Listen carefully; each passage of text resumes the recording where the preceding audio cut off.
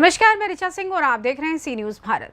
खबर महाराजगंज से है, जहां भारत के प्रधानमंत्री नरेंद्र मोदी और नेपाल के प्रधानमंत्री पुष्प कमल दहल प्रचंड ने आज सुनौली सीमा के समीप केवटलिया व नेपाल के भैरहवा के समीप बन रहे इंटीग्रेटेड चेकपोस्ट का संयुक्त रूप से वर्चुअल शिलान्यास किया। बता दें कि सुनौली सीमा के समीप केवटलिया गांव में 100 एकड़ से ज्यादा की भूमि में लगभग 500 करोड़ की लागत से इस लैंड पोर्ट का निर्माण किया जाएगा, जिसमें कस्टम, एसएसबी, पुलिस, इमिग्रेशन सहित सभी एजेंसियां एक ही परिसर में होंगी। इस दौरान पीएम मोदी ने कहा कि पिछले 9 सालों में दोनों देशों के संबंध को स्थापित करने के लिए कई प्रयास किए गए हैं। अब दोनों देशों में बॉर्डर भी बाधा नहीं बनेगा। देखिए ये रिपोर्ट। महाराजगंज जनपद के भारत नेपाल की अंतर्राष्ट्रीय सुनौली सीमा पर बहुप्रतीक्षित चेकपोस्ट लैंड पोर्ट का शिलान्यास आज प्रधानमंत्री नरेंद्र मोदी एवं नेपाल के प्रधानमंत्री पुष्प कमल दहाल ने संयुक्त रूप से वर्चुअल तरीके से किया।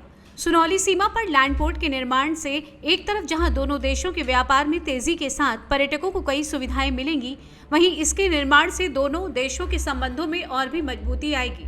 सुनौली सीमा पर आयोजित शिलान्यास कार्यक्रम के दौरान केंद्रीय वित्त राज्य मंत्री पंकज चौधरी एवं land port authority of India के सेक्रेटरी विवेक वर्मा सहित कस्टम, एसएसबी, पुलिस, इमिग्रेशन, कई संबंधित विभागों के अधिकारी एवं जनप्रतिनिधि व नेपाल के भी सुरक्षा एवं शासकीय अधिकारी मौजूद रहे। शिलान्यास कार्यक्रम में पहुंचे केंद्रीय वित्त राज्य मंत्री पंकज चौधरी ने कहा कि लैंड पोर्ट के निर्माण से दोनों देशों के व्यापार में तेजी के साथ संबंधों में और प्रगाढ़ता आएगी। केंद्रीय वित्त राज्य मंत्री भारत सरकार पंकज चौधरी ने इस दौरान क्या कुछ कहा, आइए सुनाते हैं। देखिए, हमारे क्षेत्र के लिए और देश के लिए एक बहुत बड़ी उपलब्धि है आईसीपी खुलने से, जो एक बहुत दिन से यहाँ पर पेंडिंग पड़ा था। लेकिन आज हमारे यशस्वी प्रधानमंत्री और नेपाल के प्रधानमंत्री प्रचंड जी ने उसका शिलान्यास किया। उसके लिए हम सब में बहुत ही प्रसन्नता व्याप्त है।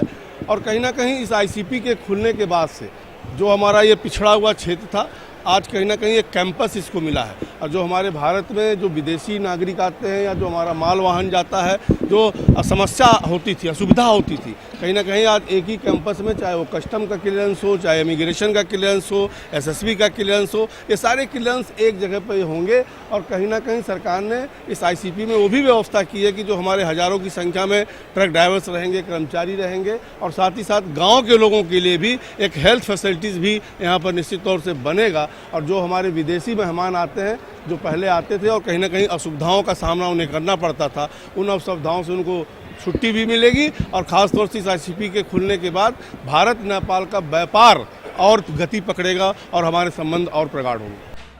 महाराजगंज से सी न्यूज संवाददाता शर्मन यादव की रिपोर्ट।